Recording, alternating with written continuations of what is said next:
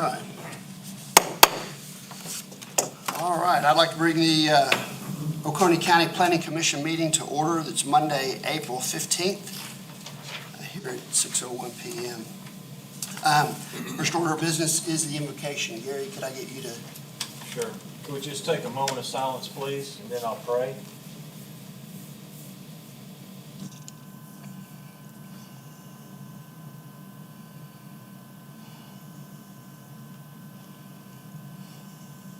Thank you, Holy Father, for the beauty of Oconee County and for the many activities we enjoy in the upstate of South Carolina. May we work to preserve and protect this land for generations to come.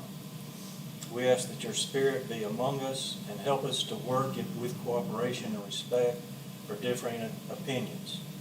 We ask for your guidance as we plan for the future of the county in a positive and constructive manner. Please bless all those who work for the betterment of the county and keep them in your peace, prosperity, and good health. Amen. Amen. Can I get you to lead us in the pledge? I pledge allegiance to the flag of the United States of America and to the republic for which it stands, one nation, under God, indivisible, with liberty and justice for all.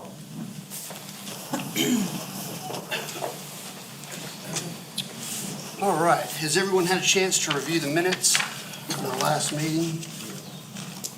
Yes, I hear a motion to approve those. So moved. Can I make one request for an amendment to the minutes as they stand? Yes. Under 9B, can we add the vote with 7-0?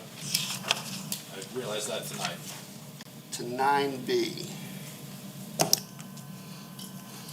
Yes. Move we Do I hear- approve the minutes as, with that. With that, okay. Second. All in favor? Say aye.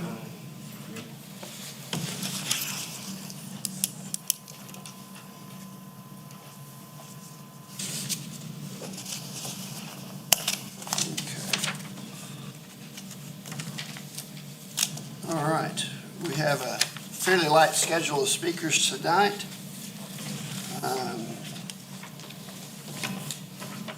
We've got public comments for non-agenda items. We've got 4 minutes allotted. It looks like most of the folks that have been here in the past are aware of it, but we've got 1 minute remaining and then time's up on the 4 minutes to speak. So our first up is Phil Soper.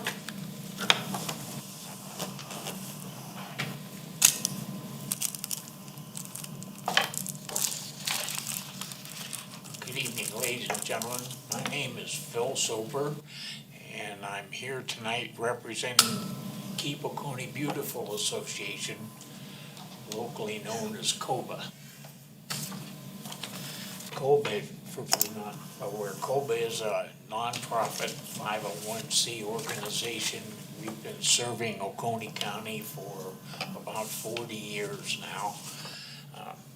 Our mission is to restore and maintain the beauty of Oconee County through education, awareness, and action. I'll be brief, but I'm here to give you a heads up on a project that we've been working on for a while. It's a proposal to designate a scenic highway on a section of Highway 130, Rochester Highway, between Seneca and Salem. We're proposing a proposed but flexible 3-mile stretch of Highway 130 between the traffic light at Old Salem Road to the traffic light at Doug Hollow Road. Scenic Highway is a public road having specific historic, recreational, cultural, archaeological, and natural qualities. The scenic highway refers not only to the road itself, but to the corridor through which the road travels. Features associated with scenic highway are intrinsic values and are representative, unique, irreplaceable, and distinct characteristics of the area. The scenic highway designation is not zoning or any other kind of property restrictions. Scenic highways offer a unique travel experience because it tells a story to the visitors of the area and empower the local communities to promote, enhance, preserve, and protect this critical resource. A copy of the Oconee County Scenic Highway Ordinance is available to you, and I've got a handout that you can get to it. The ordinance has been around for quite a few years and was done at a time when we also prepared an ordinance for billboard control. Currently in South Carolina, in this area, the state DOT has designated 2 highways. One is Highway 11 and the other is Highway 107. Oconee County designated a section of Blue Ridge Boulevard as a scenic highway, and that's a section again between the cities of Seneca and Walhalla. One of the requirements of a scenic highway is that the sponsor, which is us, COBA, would be responsible for maintaining litter and trash pickup on the highway at least 3 times a year, and we are prepared to do that. Also, we are prepared to support financially anything that might be necessary in this particular endeavor. We'll be back to you soon with a specific application and all the documentation that goes with the request for a scenic highway. And the first part of that step is obviously a recommendation from the Planning Commission, and then that recommendation goes to the County Council for their hopefully final approval.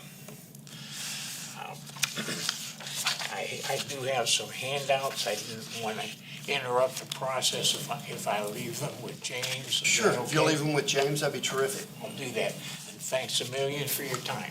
Thank you.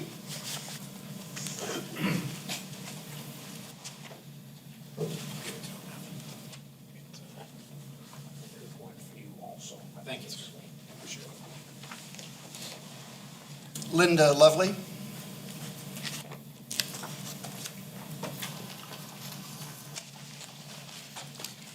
Hi, my name is Linda Lovely, and I'm going to be talking again about the fact that we have very minimal standards. At a recent Planning Commission meeting, Chair Mike Johnson reported on Hilton Head Island's affordable housing dilemma. He seemed to use Hilton Head's difficulties as a parable to suggest Oconee County should be wary of adopting too many development standards, lest we follow in Hilton Head's footsteps. I'm sorry, but having lived in the Lowcountry for 12 years and counted developers among my clients, I'm confident that Hilton Head's lack of affordable housing has little to do with government restrictions.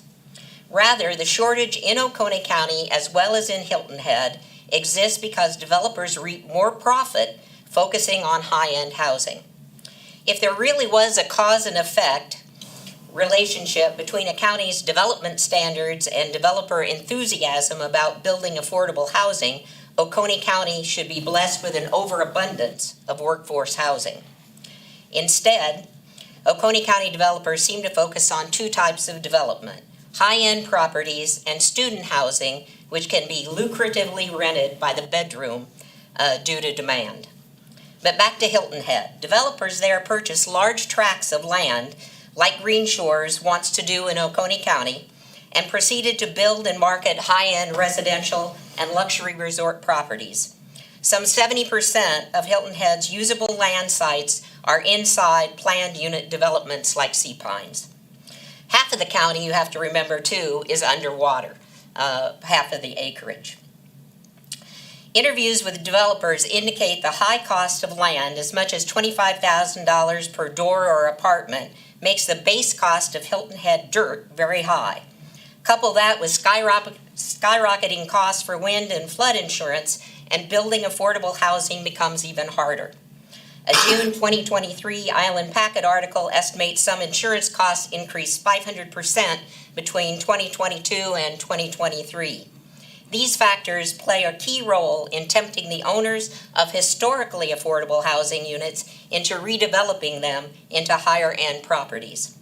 So how is Hilton Head addressing the property? In part, by giving developers financial incentives. The town can utilize up to 15% of its accommodations tax, which is a new state law, to support critical steps and strategies that will increase the production and preservation of workforce housing on the island. The town recognizes funding alone cannot solve the workforce housing shortage and has also committed bought land for additional housing opportunities, and has implemented a policy for commercial conversion and density bonus programs to encourage and incentivize developers to provide workforce housing. While I'd like to see more opportunities for young people in Oconee County to afford rents and down payments on starter homes, giving developers like Green Shores carte blanche to do pretty much whatever it pleases with 750 acres along Highway 130 doesn't solve the problem or help to provide workforce housing. It makes it worse.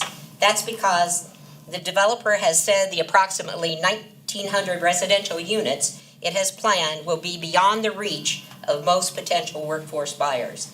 Demand for construction resources will only drive the cost of housing up for everybody in Oconee County. Thank you. Thank you.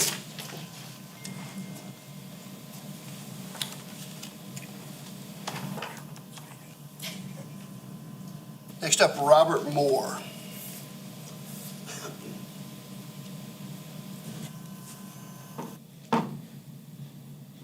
Good evening, I'm Robert Moore. Y'all have a tough job, and you have my sympathy. You also have my appreciation for taking your time, because you don't have to do this. I know you guys are volunteers, and that's, I appreciate that. It is a tough job. We live in a beautiful place.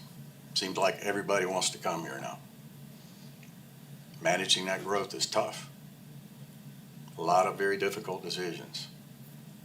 What I'm asking you to do tonight is take the time. Take the time you need to make the decisions right. Take as much time as you want. What I'm really asking for is that you ask the council to give you a 1-year moratorium on housing subdivisions. Pickens County just extended for another 6 months a housing moratorium. Right now, in the city of Clemson, you can watch it on YouTube, they wish they had gotten a moratorium, because now they're faced with a 7-story monstrosity that probably is going to be, let me just name it right now, the Great Wall of Clemson. Because when you look at those renderings, all you see is a mass of gray concrete. I don't think that's what Clemson wants. I don't think that's what we want. I don't think anybody up there wants that. But you've got rules that you've got to enforce right now.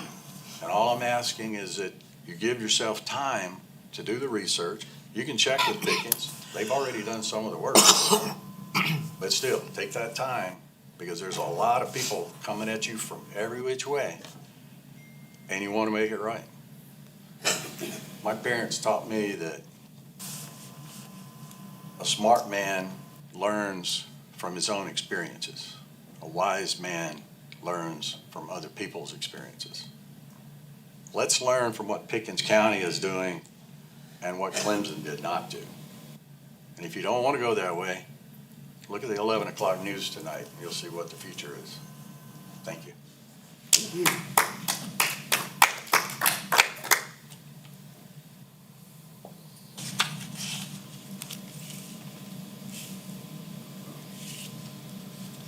All right, that is it for the non-agenda item comments. So do we have commissioner comments?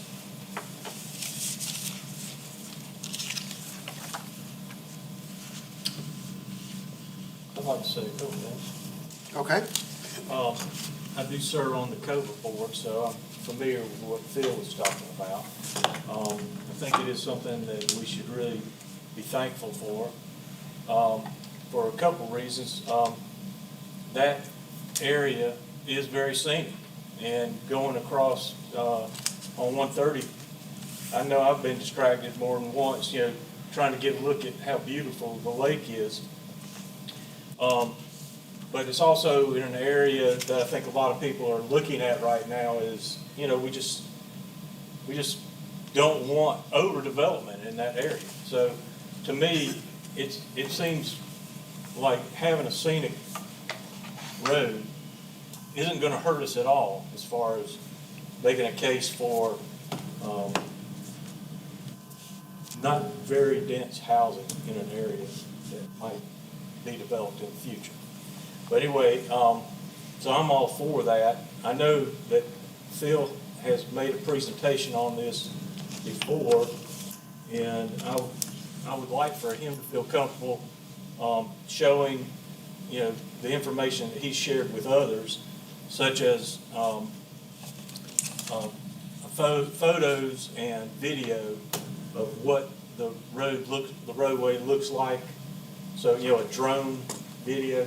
So anyway, I don't know if I need to make a motion to do that, but I just want to make sure that as he brings information to us, that he would be able to show us, he's put money into, and COBA's put money into putting together a package, and I just want to make sure that COBA feels comfortable bringing that and presenting it to us. I think that'd be a great idea to have them on the agenda. Is everybody in agreement to allow them to do a presentation? Do we need to make a motion for that, or is everybody just pretty good with that? Let's make a motion. Okay, well, I've moved that COBA be on the agenda and give us a presentation on the proposed 130 scenic highway. Can you amend that to, at a time that we can organize that best fits in regarding that? Well, I don't know we need to amend that. I think we'll just work with Phil to see when he can do it, and then he would tell you, and you would put it on the agenda. Is that okay? Actually, not necessarily, because again, if he tells me on a Wednesday or a Thursday, like many people have done, we've already put the agenda out by state law. There has to be a certain time period. So there does need to be a coordinated effort to do that. Well, So if he could get with me, if you could get with me. Phil is ready for sometime in May Okay, to present, so I'll let him work directly with you That'd if be- that's okay. that'd be perfect. I'll second that. Any more discussion on it? I got a question, but it's not related to this piece, about this. Okay. Anybody else? Well, do you want to go on and talk about it now? Oh, we'll wait till we've done our vote. Then. So you're making a motion that that we allow Phil to do a presentation at some point in the future when he can, probably in the May time period. We just need some advance notice to make that happen. All those in favor, say aye. It's unanimous. Thank you, that's all I have. Anybody else have commissioner comments? Well, I have a question. This is probably for Phil. You say the scenic highway designation is between the traffic light at Old Salem Road to the traffic light at Doug Holler Road. I was just curious why that didn't extend across the dikes to Seneca. I think, for clarification, I think you meant to say Old Clemson Highway. Instead of Doug. Traffic light Okay. at Old So it's from Old Clemson Highway Yeah, to so Doug it would Holler include Road. the dikes, yes. So it's not from Doug Holler Road up to Salem and 130. It's just from Doug Holler Road up at the top of the nuclear station traffic light all the way to Seneca, basically. Old Oh, Clemson well, Highway. Old Clemson Highway, traffic light at Old Clemson Highway. Gotcha. Thanks for the clarification. Any other commissioner comments? I will say something real quick, because we did have the statement of the moratorium. Just so that everybody knows, we have talked about moratoriums with the attorney. We have also seen where moratoriums have been placed in other surrounding counties, and then they are sued for doing so because they didn't do them correctly. Moratoriums can only last for a certain period of time, and you have to have the reasoning for it. You can't say simply because we want to do something. It has to be because we want to approve something. And so you have to have a lot more details in place before that moratorium can legally be done. Not an attorney, but that was just some of the stuff that Mr. Root had shared with us. So we're not there yet, but I do appreciate the comments. Any other commissioner comments? All right, let's go with staff comments. We received a sketch review request this past week for the Tomahawk Lodge project. This is on Huey. I'm gonna back this out a little bit so you can kind of get a feel for the borders here, and then I'm gonna bring over the zoning map and show it to you there as well. The things we'll point out, so all of the pink line here That's it. is the approximate location of the lake overlay. They are cutting out this parcel for a commercial use, right on that 10-foot setback on the rear. So there are several big questions that are kind of looming out over this. Obviously, the entire lake overlay portion being labeled as future development.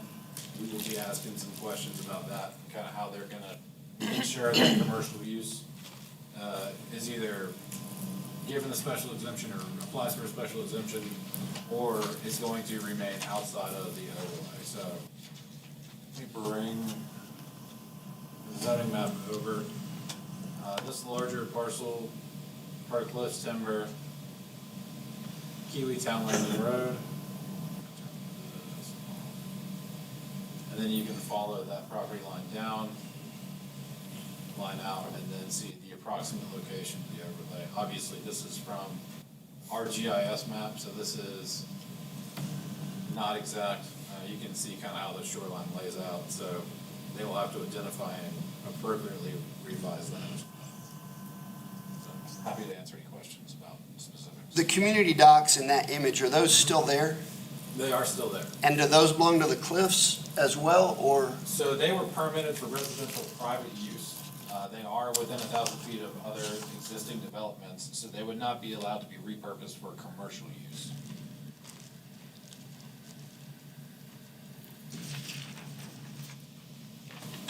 Okay.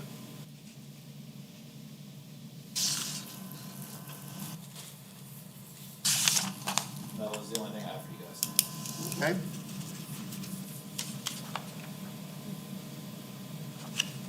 All right. Well, we are here then to discuss the control-free district. Regarding until last month, Oconee County had some of the more restrictive density standards in our tri-county area.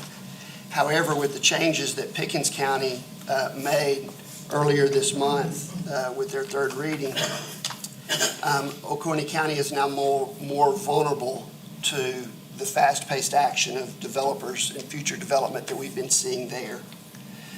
Good land management would suggest that we don't want to mirror the bad decisions in some of the lower parts of the state, but we need to do something within that control-free area. It's my opinion that there's a solution that can have an immediate impact to slow the growth in a legal way for all of the concerned citizens that are out there. As we've discussed multiple times, the big issue regarding large developments is the attractiveness of our control-free area because there's no density restriction within that area. Many years ago, the Planning Commission had a minimum lot size throughout the entire county of 0.58 of an acre requiring septic.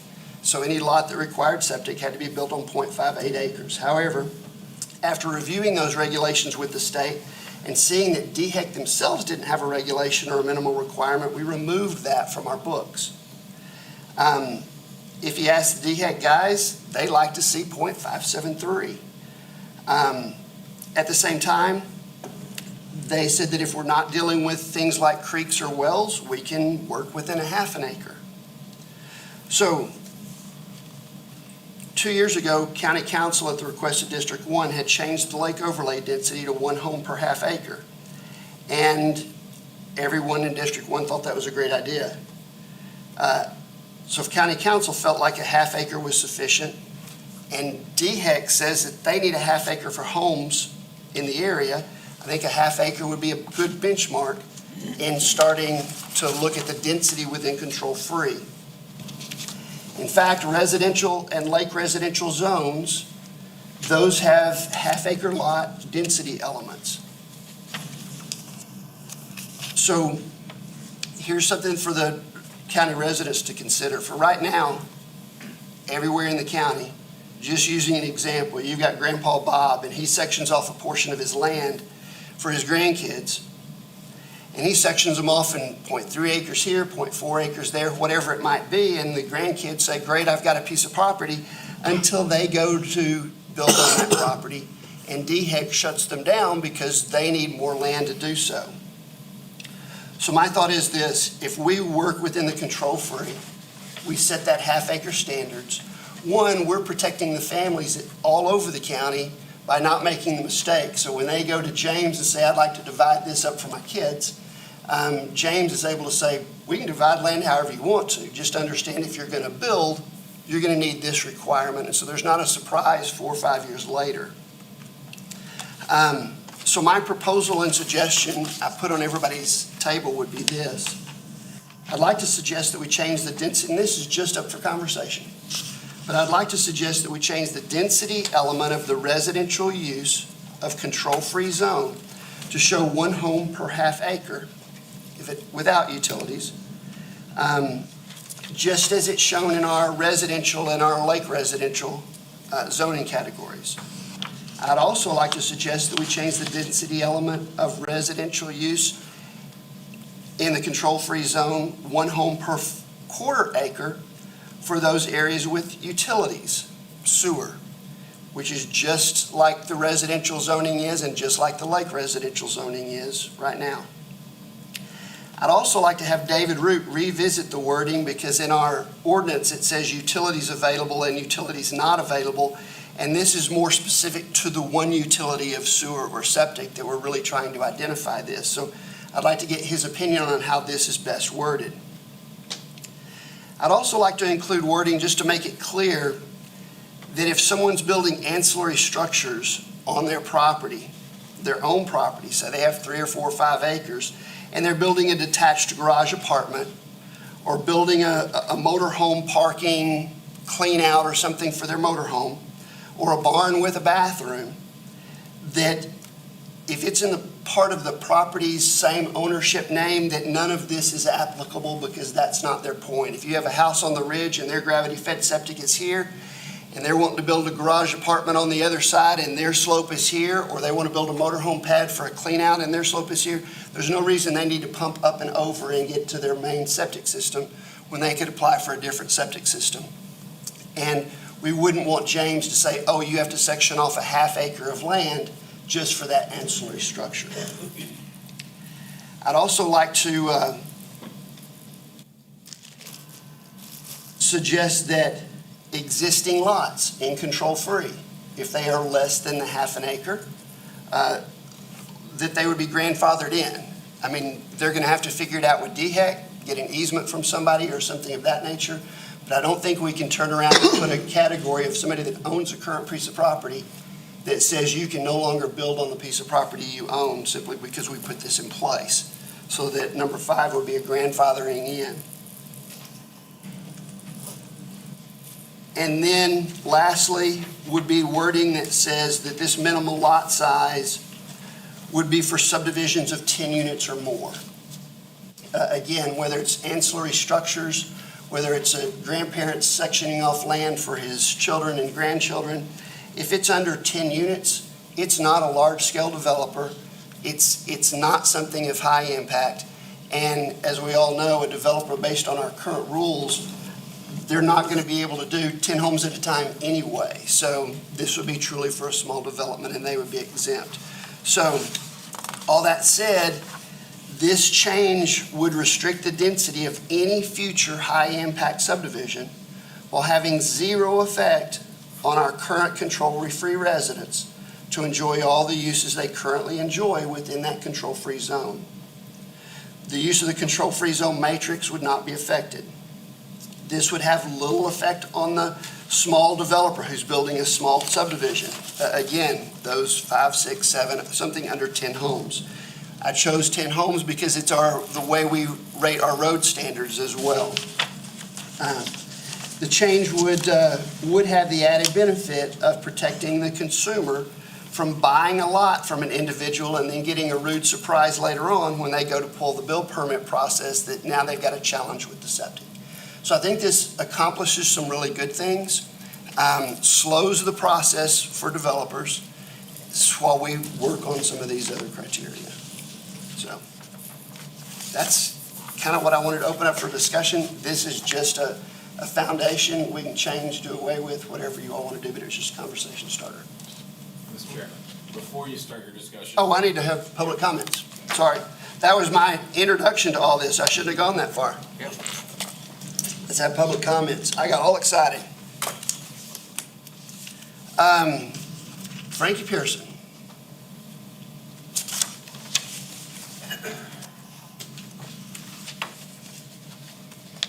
I'm Frankie Pearson, as pretty much all of you know. I know we had discussed this type of stuff in past planning commission meetings. Even in council meetings, it's been discussed at one point or another. I feel that a third of an acre is better. I'm old, so I'm looking out for grandkids, and you get a third of an acre, the kids have more room to run around. If you have sewer, that's plenty for your grandkids, your kids, or whatever.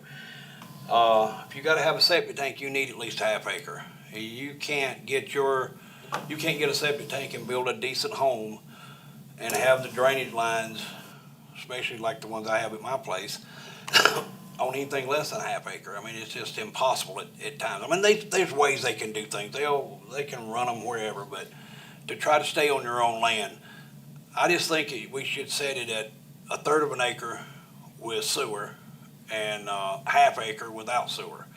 And that would go for everyone. I just feel that's a whole lot better situation.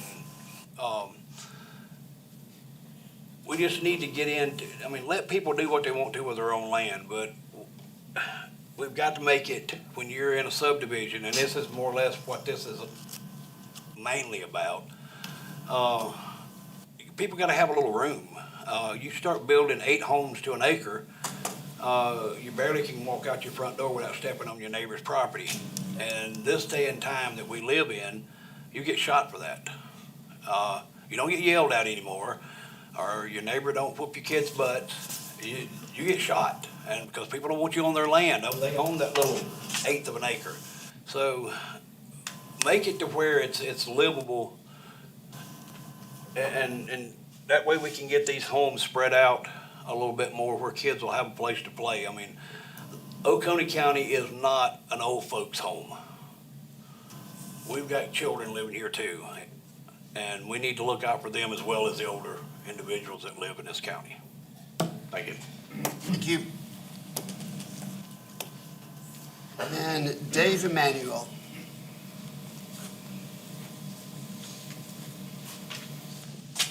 Dave Emanuel, District 1. Appreciate what you guys do. I've been in your place for a lot of years, so I know what you go through. I think your proposal is excellent. You need to do something to have some kind of restraint, because builders will come in, and I've been there many times, a builder will tell you, we can't build 47 houses on half an acre, we can't make the project work.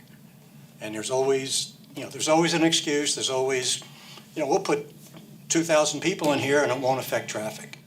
That's coming. But if you have the requirements of a half acre, it solves a lot of problems. And I think half acre, third acre with sewer makes a lot of sense, and it'll keep the density down to where it needs to be, because you're comprehensive plan mentions that you want to keep development in concert with the rural feel of the county. And jamming homes in on an eighth of an acre or less doesn't keep a rural feel.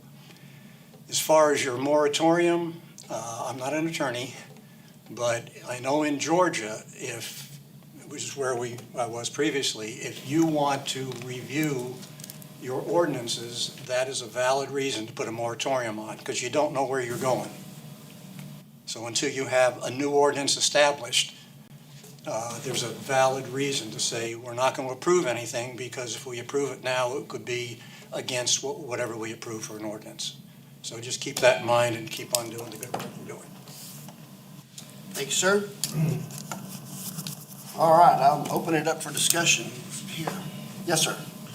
So I got a comment on the utilities available minimum lot size. I don't think you can reasonably restrict the density and control-free to be more restrictive than residential or lake residential zoning, which is already a quarter of an acre. Restricting it to a third of an acre and control-free would be more restrictive than those two. So I think a quarter of an acre is reasonable.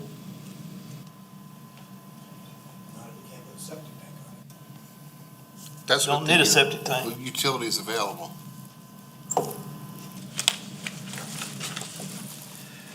What is the makeup of our control-free area in the county? Is it 80%? Yeah. If you exclude Sumter.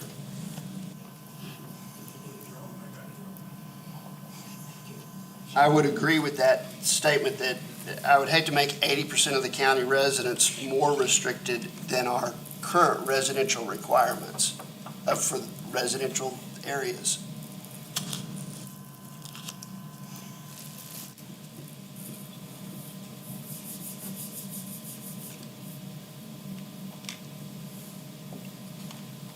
Mr. Chair, Yes, sir. this document seems very well thought out. I'm not sure I agree with everything yet. I think it does need to be discussed, but could you give us a little background in how the document was put together, as far as, were you able to check with anybody on the council? Did you check with David? Did you check with Mr. Root or anything like that in the process? Great questions. So as far as what I've done with this, I've gone to DHEC and asked them, because I remember when the .57 was removed.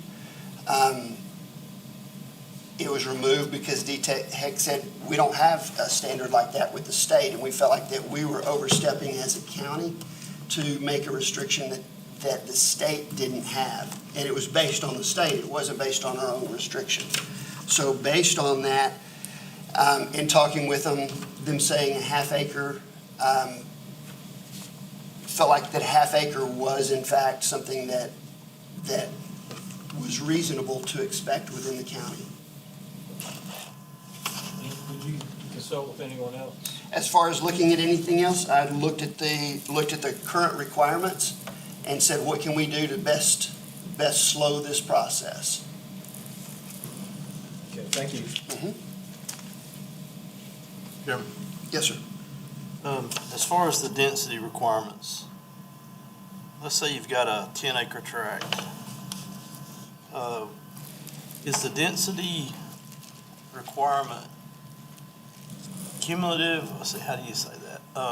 So let's say, would you be able to put stuff on less than a quarter of an acre if utilities are available, if there was green space that would make the cumulative density less than a quarter of an acre? How does that work? James can probably speak to this better, but the way residential and lake residential currently works, if you have access to sewer, from a density standpoint, which is really the density that we're speaking of, you can take and front load properties. Instead of one home per quarter of an acre, it's a net density product. So you could have 8 homes on that acre, as long as you're giving up another acre somewhere else. They cannot be used for any future development. So it creates that green space opportunity as well. So is that also true for the half acre with utilities not available? DHEC's going to stop that.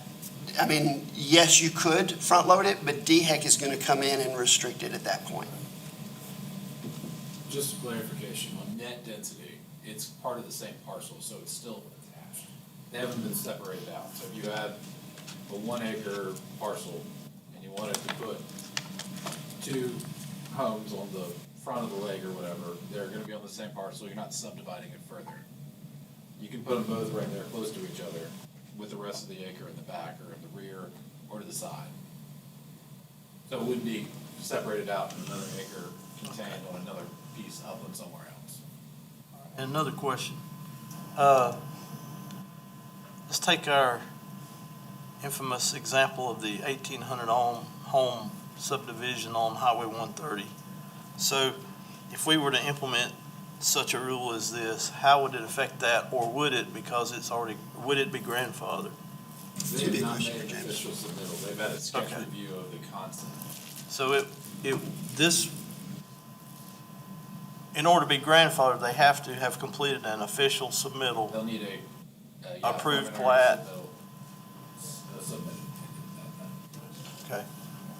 So would it affect the density? If we look to see if it would affect that density, would it change in that particular It would hypothetical certainly- subdivision? It would potentially change it, absolutely. I know that they have roads that are gonna be cut out, there's several miles of roads in there. Are there other subdivisions out there that we haven't applied for yet that are similar in progression to that one that it would affect that you know of? I don't know. Yeah, I don't know if there's somebody out there who has something they're intending to submit. That brings up something. I'm done. Yes, sir. We need to talk about process just a little bit. And my understanding is if we were to approve this carte blanche, then how about what happens next? Okay, so we're an advisory to the council. So the council would get it, and they'd either send it back to us for public review, or else they would provide first, second, third reading with public review along the way. That's my understanding. Does everybody feel the same? Is that the process that we would use?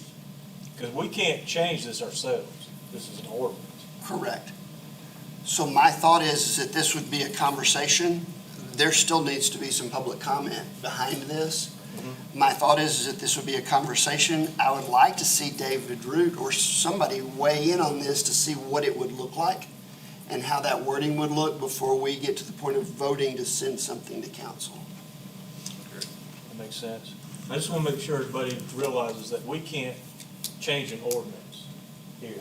I think the first step, Gary, the first step, I think, is we agree and vote on, a motion to allow this content be drafted into a proposed ordinance by David Root. That would be the first step. I'd second that motion. It wouldn't be an ordinance, because all we're doing is amending an ordinance. Yes. We would be amending an ordinance. That's good for the same improvement. It's an It ordinance. has to do the same, but that's what it is, though, and I agree that we need to approve that we're looking to amend it, and that way we can get it written up. And we don't spend 6 months talking about it. Go ahead, yes. Okay, I don't know, but I think we're discussing enough to move forward with what Mr. Nix said. And if that is the case, I think it's appropriate for you to make a motion, Mike, you put a lot of work into this. So if you would make that motion, and then we could discuss whether or not to approve that motion. So I do have a few questions. Is units in item 6, or is it dwelling that?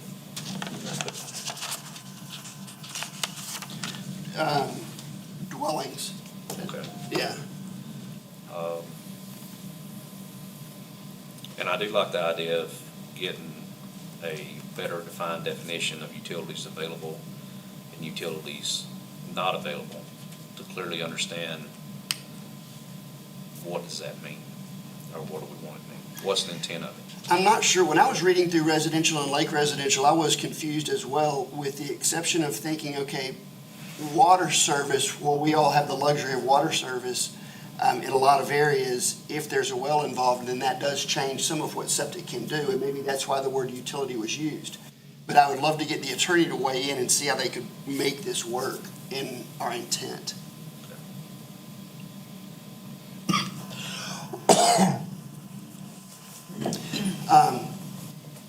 I don't know that I need to make the motion. I was just throwing out a conceptual idea here. Did you want to make the motion, Mr. Nix? Sure, I'll make the motion that we adopt your proposal to change section 38 of the zoning ordinance. Have David Root draft up these proposed changes, and bring them back to the planning commission for discussion and vote. I'll second it. Could we amend that to say that it would be on the agenda so that the public could come to that? That's part of the process. Yeah, I That's a just want to given. make sure that it would be on the agenda, okay. It would definitely show up on the, this is, again, just a starting point. It's not, Sorry. we gotta let the public be aware of what we're looking at doing. So I've seconded it, you first, yep. So is there any more discussion on it? All those in favor, say aye. Aye. All those opposed? Excellent. Do we have more discussion with regard to the control free items? Motion to adjourn. All right, all those in favor? Aye. That was quick.